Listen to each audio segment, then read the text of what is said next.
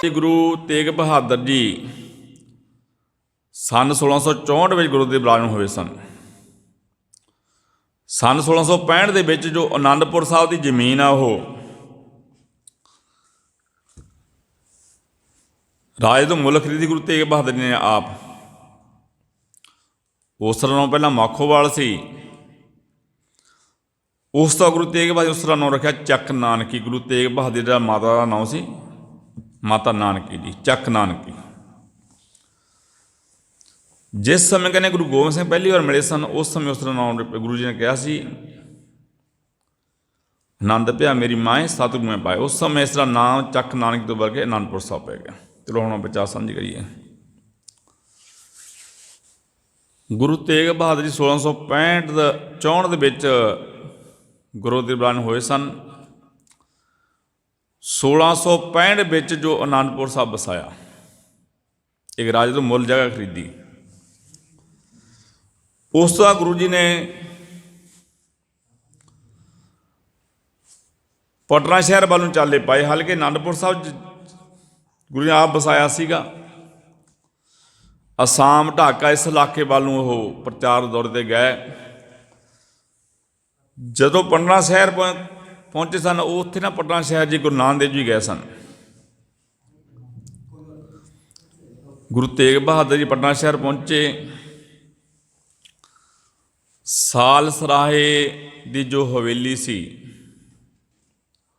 ਮਾਮਾ ਕਿਰਪਾਲ ਚੰਦ, ਭਾਈ ਮਨੀ ਸਿੰਘ, ਮਾਤਾ ਗੁਜਰ ਕੌਰ ਜੀ, ਮਾਤਾ ਨਾਨਕੀ ਜੀ ਅਤੇ ਗੁਰੂ ਤੇਗ ਬਹਾਦਰ ਜੀ। ਗੁਰੂ ਤੇਗ ਬਹਾਦਰ ਜੀ ਆਪਣੀ ਮਾਤਾ ਨਾਨਕੀ ਜੀ ਨੂੰ ਅਤੇ ਗੁਜਰ ਕੌਰ ਜੀ ਨੂੰ ਮਾਮਾ ਕਿਰਪਾਲ ਚੰਦ ਅਤੇ ਭਾਈ ਮਨੀ ਸਿੰਘ ਛੱਡ ਕੇ ਅੱਗੇ ਅਸਾਮ ਵੱਲ ਪ੍ਰਚਾਰਕ ਤੌਰ 'ਤੇ ਗਏ ਸਨ।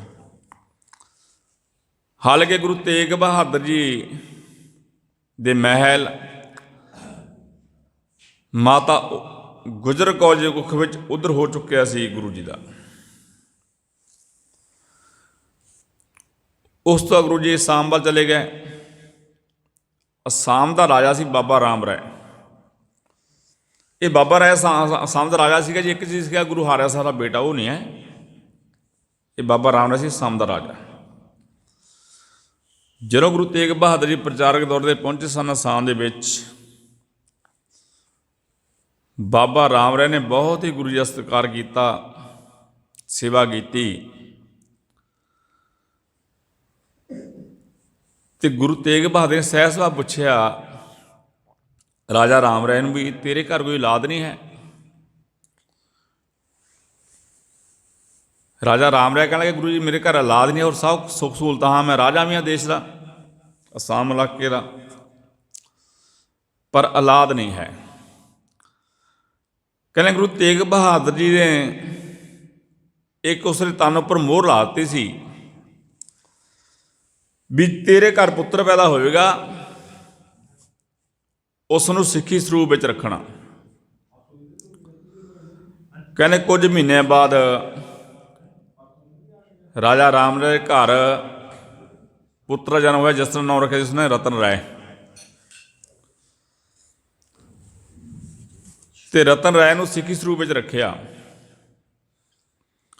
ਜਿਸ ਸਮੇਂ ਕਹਿੰਦੇ ਕੁਛ ਵੱਡਾ ਹੋਇਆ ਨਾ, ਉਹ ਰਤਨ ਰਾਏ ਆਪਣੀ ਮਾਂ ਨੂੰ ਪੁੱਛਣ ਲੱਗਿਆ ਕਿ ਹੁਣ ਜੋ ਰਾਜਾ ਰਾਮ ਰਾਏ ਤਾਂ ਚੜ੍ਹਾਈ ਕਰ ਗਿਆ ਵੀ ਮਾਤਾ ਮੈਨੂੰ ਇਹ ਦੱਸੋ ਵੀ ਜੋ ਮੇਰੇ ਮੱਥੇ 'ਤੇ ਨਿਸ਼ਾਨ ਹੈ ਮੇਰੇ ਕਿਤੇ ਛੋਟੇ ਹੁੰਦੇ ਸੱਟ ਤਾਂ ਨਹੀਂ ਲੱਗੀ। ਤਾਂ ਰਾਜਾ ਰਤਨ ਰਾਏ ਦੀ ਮਾਂ ਕਹਿਣ ਲੱਗੀ ਵੀ ਬੇਟਾ ਸਾਡੇ ਘਰ ਕੋਈ ਔਲਾਦ ਨਹੀਂ ਸੀ। ਜਦੋਂ ਗੁਰੂ ਤੇਗ ਬਹਾਦਰ ਜੀ ਅਸਾਮ ਆਏ ਸਨ ਪ੍ਰਚਾਰਕ ਦੌਰੇ 'ਤੇ, ਅਸੀਂ ਉਹਨਾਂ ਦੀ ਸੇਵਾ ਬਹੁਤ ਕੀਤੀ, ਸਤਿਕਾਰ ਬਹੁਤ ਕੀਤਾ। ਅਤੇ ਉਹਨਾਂ ਨੇ ਸਹਿਜ ਸੁਭਾਅ ਪੁੱਛਿਆ ਸੀ ਤੇਰੇ ਪਿਤਾ ਨੂੰ ਰਾਜਾ ਰਾਮ ਰਾਏ ਨੂੰ ਵੀ ਤੁਹਾਡੇ ਘਰ ਕੋਈ ਔਲਾਦ ਨਹੀਂ ਹੈ। ਤਾਂ ਤੇਰੇ ਪਿਤਾ ਨੇ ਕਿਹਾ ਵੀ ਤੁਹਾਡੇ ਘਰ ਕੋਈ ਔਲਾਦ ਤਾਂ ਨਹੀਂ, ਪਰ ਹੋਰ ਸੁੱਖ ਸਹੂਲਤ ਸਾਹਿਬ ਹੈ ਜੀ, ਗੁਰੂ ਜੀ ਕਿਰਪਾ ਕਰ ਦਿਓ। ਤਾਂ ਗੁਰੂ ਤੇਗ ਬਹਾਦਰ ਜੀ ਨੇ ਇੱਕ ਤਨ ਉੱਪਰ ਮੋਹਰ ਲਾਈ ਸੀ ਤੇਰੇ ਪਿਤਾ ਦੇ ਰਾਜਾ ਰਾਮ ਰਾਏ ਦੀ ਵੀ ਤੁਹਾਡੇ ਘਰ ਜੋ ਪੁੱਤਰ ਪੈਦਾ ਹੋਵੇਗਾ ਉਹਦੇ ਉੱਪਰ ਮੱਥੇ ਦਾ ਨਿਸ਼ਾਨ ਹੋਵੇਗਾ। ਇਹ ਜੋ ਤੇਰੇ ਮੱਥੇ ਉੱਪਰ ਹੈ ਇਹ ਏਕਮਕਾਰ ਦਾ ਨਿਸ਼ਾਨ ਹੈ, ਸੱਟ ਨਹੀਂ ਸੀ ਲੱਗੀ। ਗੁਰੂ ਦੇ ਬਚਨਾਂ ਵਾਲਾ ਜੋ ਤੂੰ ਸਾਡੇ ਘਰ ਜਨਮ ਲਿਆ ਸੀ, ਗੁਰੂ ਤੇਗ ਬਹਾਦਰ ਜੀ ਬਚਨਾਂ ਨਾਲ। ਚਲੋ ਆਪਾਂ ਗੱਲ ਕਰੀਏ ਹੁਣ। ਵੀ ਗੁਰੂ ਤੇਗ ਬਹਾਦਰ ਜੀ ਦਾ ਤਕਰੀਬਨ 33 ਸਾਲ ਹੋ ਗਏ ਸਨ ਵਿਆਹ ਹੋਏ ਨੂੰ ਜੀ। ਗੁਰੂ ਜੀ ਪਟਨਾ ਸ਼ਹਿਰ ਛੱਡ ਕੇ ਮਾਤਾ ਗੁਜਰ ਕੌਰ ਜੀ ਨੂੰ, ਮਾਮਾ ਕਿਰਪਾਲ ਚੰਦ ਜੀ ਨੂੰ, ਭਾਈ ਮਨੀ ਸਿੰਘ, ਮਾਤਾ ਨਾਨਕੀ ਜੀ ਨੂੰ ਛੱਡ ਕੇ ਫਿਰ ਅੱਗੇ ਅਸਾਮ ਵੱਲ ਪ੍ਰਚਾਰਕ ਦੌੜ 'ਤੇ ਗਏ। ਅਤੇ ਗੁਰੂ ਗੋਬਿੰਦ ਰਾਏ ਜੀ ਦਾ ਜੋ ਜਨਮ ਆ ਦਸੰਬਰ 1666 ਵਿੱਚ ਹੋਇਆ ਜੀ, ਵਿਦਵਾਨਾਂ ਨੇ ਲਿਖਿਆ। ਹਾਲਾਂਕਿ ਗੁਰੂ ਤੇਗ ਬਹਾਦਰ ਜੀ ਅਸਾਮ ਦੌਰੇ 'ਤੇ ਗਏ ਹੋਏ ਹਨ। ਉਸ ਤੋਂ ਵੀ ਜੋ ਵਿਦਵਾਨਾਂ ਨੇ ਲਿਖਿਆ 3 ਸਾਲ ਬਾਅਦ ਗੁਰੂ ਜੀ ਵਾਪਸ ਆਏ, ਗੁਰੂ ਤੇਗ ਬਹਾਦਰ ਜੀ। ਜਿਸ ਸਮੇਂ ਕਹਿੰਦੇ ਪ੍ਰਗਟ ਹੋਏ ਗੁਰੂ ਗੋਬਿੰਦ ਸਿੰਘ ਜੀ, ਉਸ ਸਮੇਂ ਲਖਨੌਰ ਦਾ ਪੀਰ ਭੀਖਮ ਸ਼ਾਹ, ਜੋ ਕਿ ਉਹ ਮੁਸਲਮਾਨ ਲੋਕ ਆ, ਮੱਕਾ ਪੱਛਮ ਵੱਲ ਸਮਝਦੇ ਆ। ਇਹ ਪੀਰ ਸੀ, ਬਹੁਤ ਵੱਡਾ ਬਲਵਾਨ ਸੀ। ਪੀਰ ਭੀਖਮ ਸ਼ਾਹ ਨੇ ਪੂਰਬ ਵੱਲ ਸਜਦਾ ਕੀਤਾ। ਪੀਰ ਭੀਖਮ ਸ਼ਾਹ ਦੇ ਜੋ ਮਰੀਜ਼ ਸੀ ਉਹ ਕਹਿਣ ਲੱਗੇ, ਦੇਖ ਪੀਰ ਜੀ, ਤੁਸੀਂ ਸਿਆਣੇ ਹੋ, ਬਲਵਾਨ ਹੋ, ਸਾਨੂੰ ਸਿੱਖਿਆ ਦਿੰਦੇ ਹੋ ਇਸਲਾਮ ਧਰਮ ਬਾਰੇ, ਪਰ ਜੋ ਮੱਕਾ ਆਪਾਂ ਪੱਛਮ ਵੱਲ ਮੰਨਦੇ ਹਾਂ, ਆਪਾਂ ਪੱਛਮ ਵੱਲ ਸਜਦਾ ਕਰਦੇ ਹਾਂ। ਪਰ ਕੋਈ ਅਣਜਾਣ ਬੰਦਾ ਗਲਤੀ ਕਰਦਾ ਆਪਾਂ ਮੰਨ ਲੈਂਦੇ ਹਾਂ, ਪਰ ਤੁਸੀਂ ਤਾਂ ਜਾਣਕਾਰ ਹੋ, ਸਾਨੂੰ ਸਿੱਖਿਆ ਦਿੰਦੇ ਹੋ ਇਸਲਾਮ ਧਰਮ ਬਾਰੇ, ਤੁਸੀਂ ਅੱਜ ਪੂਰਬ ਵੱਲ ਨੂੰ ਕਿਉਂ ਸਜਦਾ ਕੀਤਾ? ਪੀਰ ਭੀਖਮ ਸ਼ਾਹ ਕਹਿਣ ਲੱਗੇ ਆ ਆਪਣੇ ਮੁਰੀਦਾਂ ਨੂੰ ਵੀ ਅੱਜ ਅੱਲਾ ਦਾ ਨੂਰ ਆ ਨਾ, ਜੋ ਪੂਰਬ ਵਿੱਚ ਪ੍ਰਗਟ ਹੋਇਆ। ਜੇ ਪੀਰ ਭੀਖਮ ਸ਼ਾਹ ਨੂੰ ਨਾਲ ਹਾਲਾਂਕਿ ਕਾਫੀ ਉਹਦੀ ਉਮਰ ਸੀ, ਉਹਨੂੰ ਪਤਾ ਲੱਗ ਗਿਆ ਵੀ ਅੱਲਾ ਦਾ ਨੂਰ ਪੂਰਬ ਵਿੱਚ ਪ੍ਰਗਟ ਹੋਇਆ ਪਟਨਾ ਸ਼ਹਿਰ ਦੇ ਵਿੱਚ, ਤੇ ਸਾਨੂੰ ਅੱਜ ਤੱਕ ਸਮਝ ਆਈ।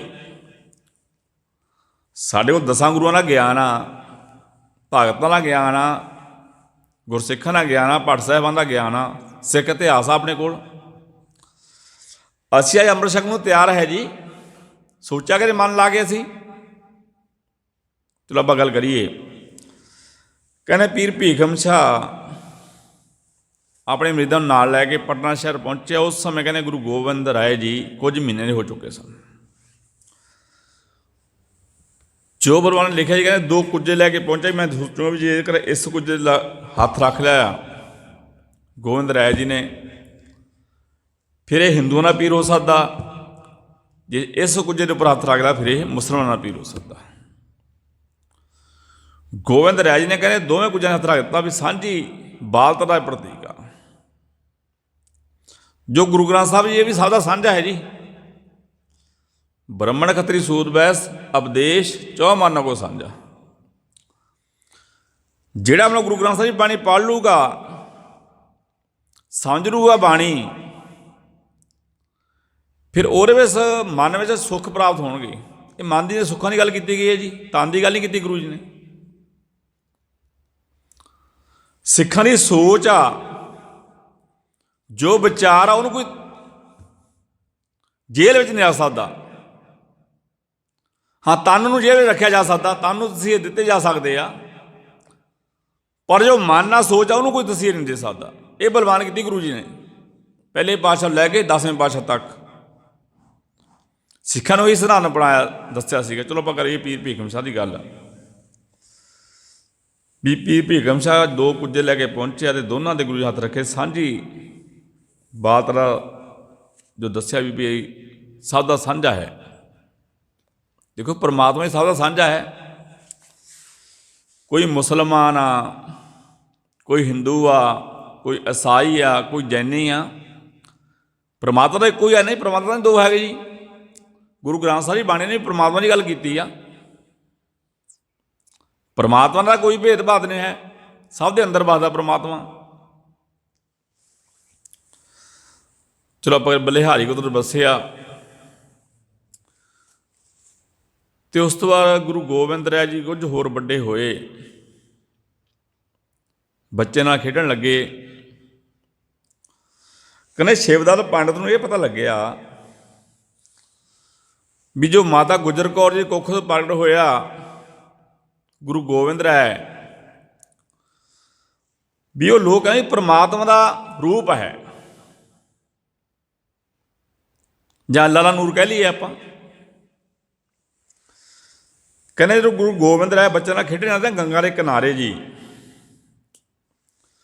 ਸ਼ਿਵਦੱਤ ਪੰਡਤ ਦੇ ਮਨ ਵਿੱਚ ਭਰੋਸਾ ਬਣ ਗਿਆ ਪੱਕਾ ਵੀ ਜੇਕਰ ਇਹ ਅੱਲਾ ਦਾ ਨੂਰ ਆ, ਗੋਬਿੰਦ ਰਾਏ ਜਾਂ ਪ੍ਰਮਾਤਮਾ ਦਾ ਰੂਪ ਹੈ, ਮੈਨੂੰ ਪ੍ਰਮਾਤਮਾ ਦਾ ਰੂਪ ਹੋ ਕੇ ਦਰਸ਼ਨ ਦੇਵੇ।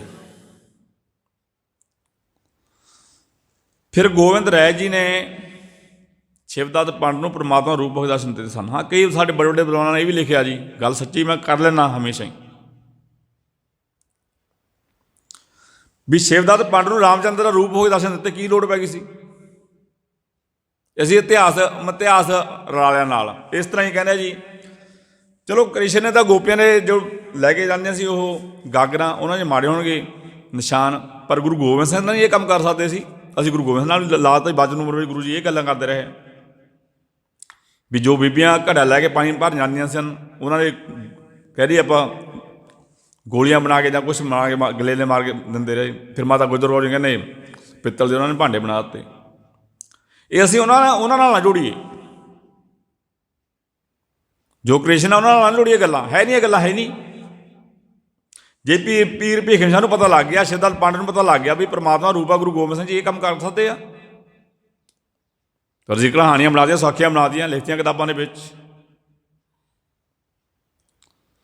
ਜੇ ਪੀਰ ਭੀਖਮ ਸ਼ਾਹ ਨੂੰ ਜਿਸ ਸਮੇਂ ਦੇ ਗੁਰੂ ਗੋਬਿੰਦ ਸਿੰਘ ਜੀ ਗੋਬਿੰਦ ਦੇ ਕੁਝ ਦਿਨਾਂ ਦੇ ਸਾਹਮਣੇ ਉਹ ਕਹਿੰਦਾ ਵੀ ਇਹ ਅੱਲਾ ਦਾ ਨੂਰ ਪੈਦਾ ਹੋਇਆ ਜਾਂ ਪ੍ਰਮਾਤਮਾ ਰੂਪ ਪੈਦਾ ਹੋਇਆ, ਸ਼ਿਵਦੱਤ ਪੰਡਤ ਕਹਿੰਦਾ ਕਿ ਗੁਰੂ ਗੋਬਿੰਦ ਸਿੰਘ ਜੀ ਜੋ ਬਣਾ ਕੇ ਗਲੇਲੇ ਮਾਰ ਸਕਦੇ ਆ। ਫਿਰ ਜੀ ਕਹਿੰਦੇ ਮਾਤਾ ਗੁਜਰ ਨੇ ਗਾਗਰਾਂ ਬਣਾਈਆਂ ਪਿੱਤਲ ਦੀਆਂ ਉਹਨਾਂ ਦੀਆਂ। ਇਹ ਇਤਿਹਾਸ ਤੋਂ ਅਸੀਂ ਬਚ ਕੇ ਰਹੀਏ ਜੀ।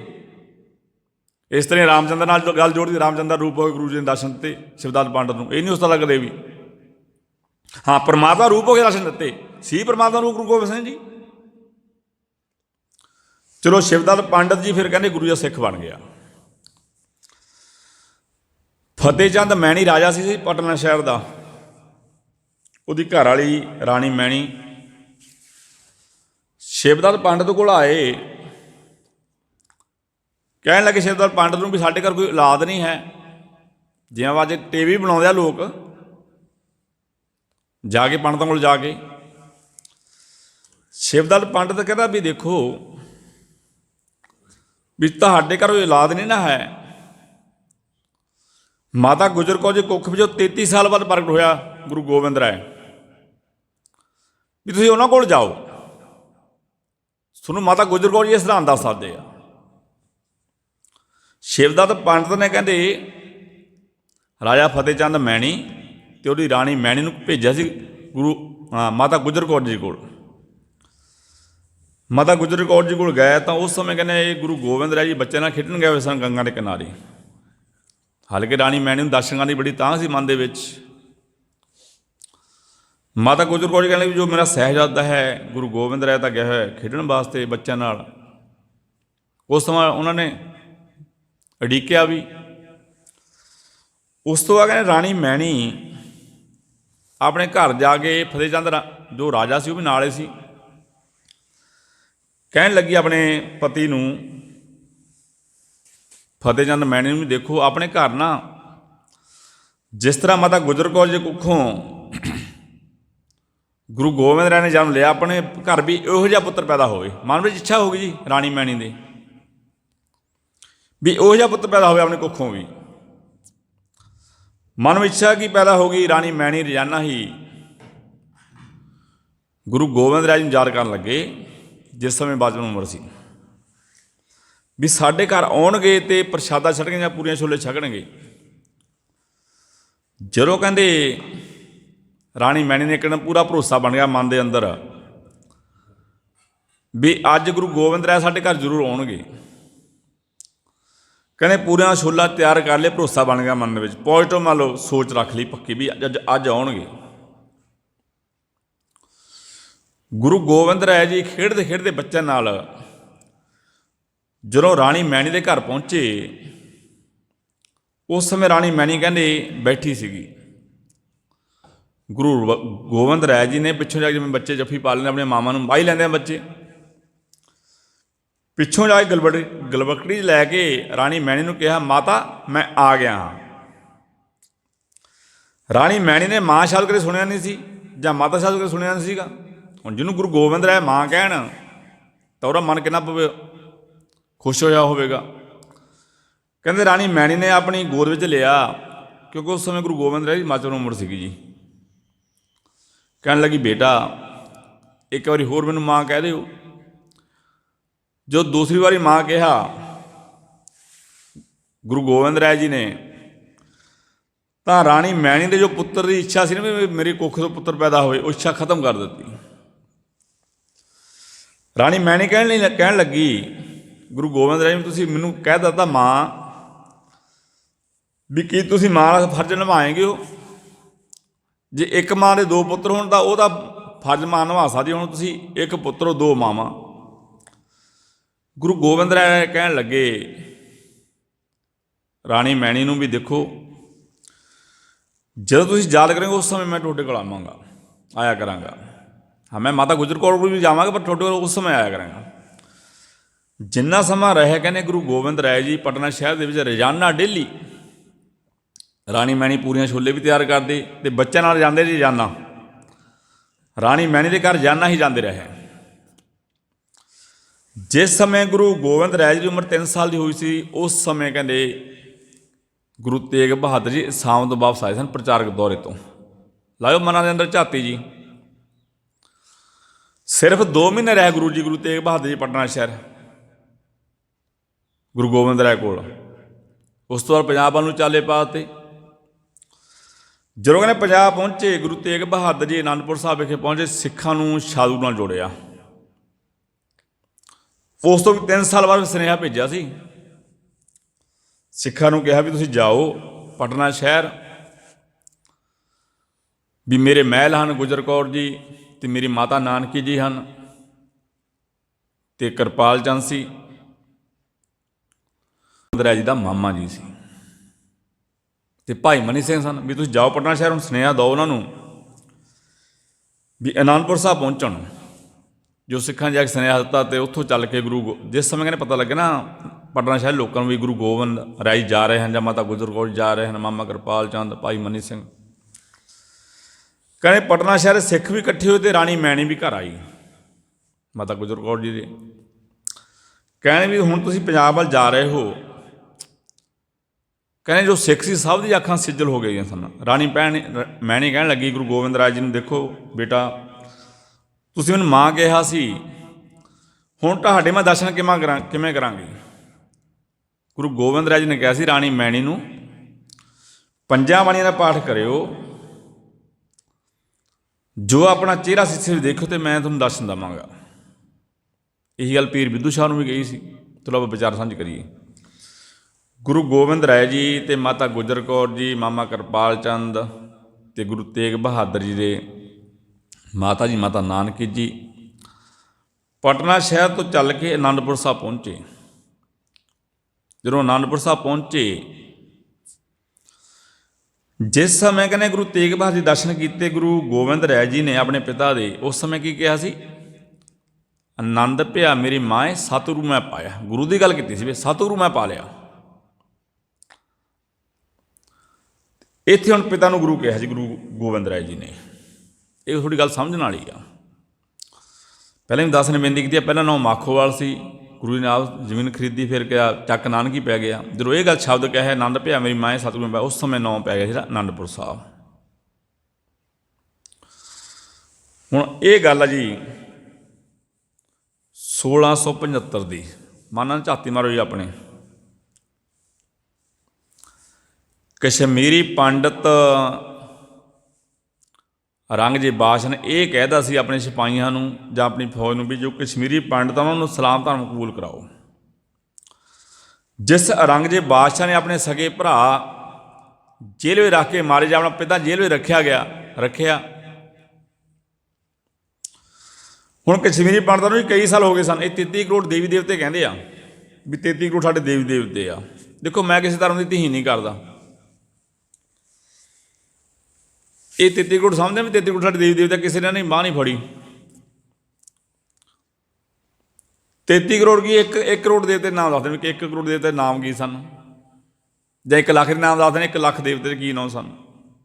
ਚਲੋ ਉਹਨਾਂ ਦਾ ਧਰਮ ਆ, ਉਹਨਾਂ ਨੂੰ ਸਤਿਕਾਰ ਆ। ਜਦੋਂ ਕਹਿੰਦੇ ਔਰੰਗਜ਼ੇਬ ਬਾਦਸ਼ਾਹ ਨੇ ਫਰਮਾਨ ਕਰਤਾ ਵੀ ਹਿੰਦੂਆਂ ਦੇ ਜੋ ਪੁਰਾਣੇ ਮੰਦਰ ਢਾਹ ਦਿਓ, ਨਵੇਂ ਮੰਦਰ ਬਣ ਨਹੀਂ ਰਹਿਣੇ, ਇਹ ਫਰਮਾਨ ਕਰਤਾ ਸੀਗਾ।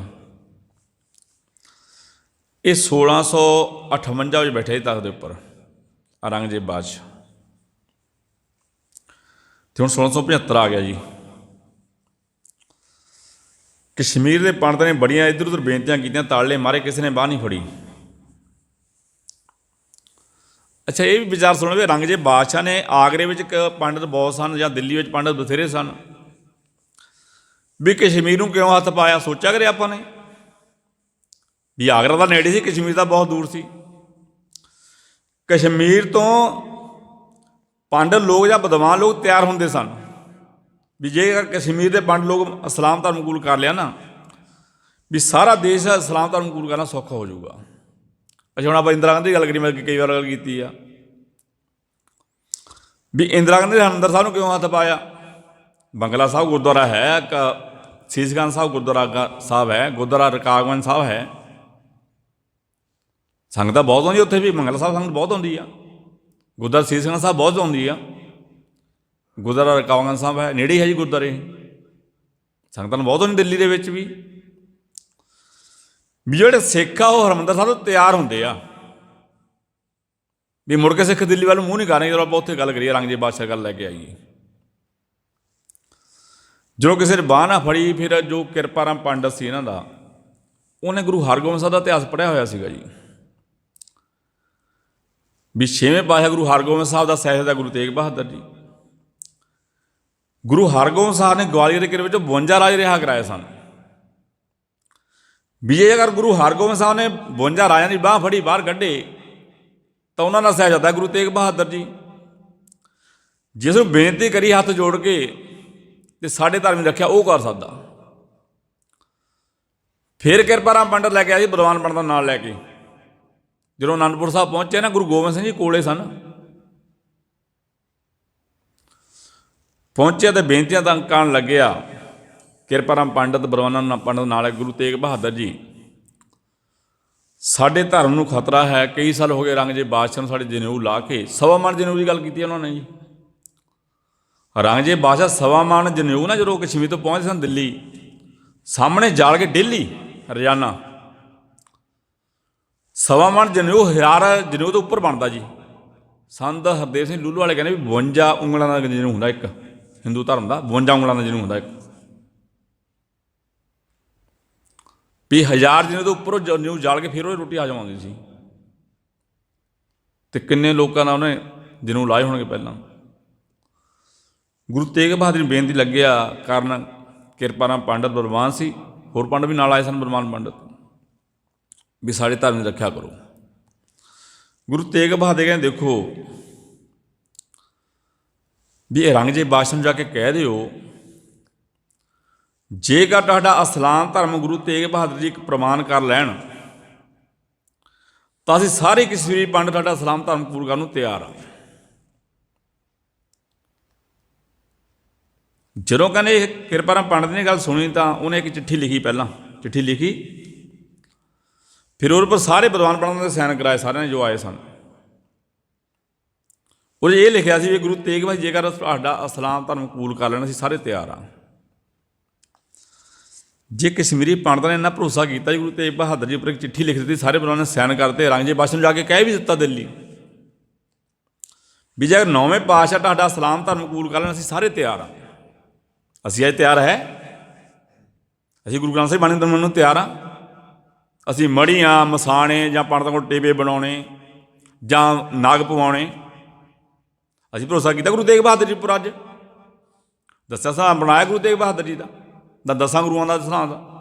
ਅਸੀਂ ਤਾਂ ਅੰਮ੍ਰਿਤ ਛਕਣ ਨੂੰ ਤਿਆਰ ਨਹੀਂ ਹੈ, 30 ਸਾਲ ਹੋ ਗਏ ਸਾਨੂੰ ਗੁਰੂ ਘਰ ਆਉਂਦਿਆਂ ਨੂੰ। ਤਿਆਰ ਹੈ ਅਸੀਂ ਅੰਮ੍ਰਿਤ ਛਕਣ ਨੂੰ ਅੱਜ? ਜੇ ਗੁਰੂ ਨੇ ਕਿਹਾ ਜੀ ਖਾਲਸਾ ਮੇਰਾ ਰੂਪ ਖਾਸ, ਖਾਲਸਾ ਮੇਰਾ ਰੂਪ ਆ, ਖਾਸ ਵਿੱਚ ਮੈਂ ਕਰੂ ਨਿਵਾਸ, ਅਸੀਂ ਹੈ ਅੰਮ੍ਰਿਤ ਛਕਣ ਨੂੰ ਤਿਆਰ ਅੱਜ? ਸੋਚੀਏ ਮਨਾਂ ਨੇ, ਝਾਤੀ ਮਾਰੇ ਆਪੋ ਆਪਣੇ ਮਨਾਂ ਦੇ ਅੰਦਰ। ਚਲੋ ਆਪਾਂ ਗੱਲ ਕਰੀਏ ਕਿਰਪਾ ਨਾਲ ਪੰਡਤ ਦਿੱਲੀ ਪਹੁੰਚਿਆ, ਬ੍ਰਾਹਮਣਾਂ ਨੂੰ ਲੈ ਕੇ ਔਰੰਗਜ਼ੇਬ ਬਾਦਸ਼ਾਹ ਨੂੰ ਕਹਿੰਦਾ। ਔਰੰਗਜ਼ੇਬ ਬਾਦਸ਼ਾਹ ਬੜਾ ਖੁਸ਼ ਹੋਇਆ। ਬੜਾ ਸੌਖਾ ਕੰਮ ਹੈ, ਇੱਕ ਮਨੁੱਖ ਨੂੰ ਤਾਂ ਮਨਾਉਣਾ ਸੌਖਾ, ਉਹਦੇ ਵਾਸਤੇ ਤਾਂ ਮਨੁੱਖ ਸੀ ਗੁਰੂ ਤੇਗ ਬਹਾਦਰ ਜੀ ਵੀ ਬੜਾ ਸੌਖਾ ਕੰਮ ਹੈ ਤਾਂ ਵੀ ਹੁਣ ਕਸ਼ਮੀਰੀ ਪੰਡਤ ਸਾਡਾ ਸਲਾਮ ਦਾ ਅਨੁਕੂਲ ਕਰਨਗੇ। ਬੜਾ ਖੁਸ਼ ਹੋਇਆ ਸੀ ਕਹਿੰਦੇ। ਉਸ ਤੋਂ ਚਿੱਠੀ ਦਿੱਤੀ ਤਾਂ ਗੁਰੂ ਕਿਰਪਾ ਨਾਲ ਪੰਡਤ ਨੇ, ਬਲਵਾਨ ਪੰਡਤਾਂ ਨੇ, ਉਸ ਤੋਂ ਗੁਰੂ ਤੇਗ ਬਹਾਦਰ ਜੀ ਆਪ ਚਾਲੇ ਪਾਏ ਸਨ ਅਨੰਦਪੁਰ ਸਾਹਿਬ ਤੋਂ। ਇਹ ਭਾਈ ਅਮਰੀਕ ਸਿੰਘ ਚੰਡੀਗੜ੍ਹ ਨੇ ਲਿਖਿਆ ਵੀ ਗੁਰੂ ਤੇਗ ਬਹਾਦਰ ਜੀ ਨੂੰ, ਭਾਈ ਮਤੀ ਦਾਸ ਜੀ ਨੂੰ, ਭਾਈ ਸਤੀ ਦਾਸ ਜੀ ਨੂੰ, ਭਾਈ ਦਿਆਲਾ ਜੀ ਨੂੰ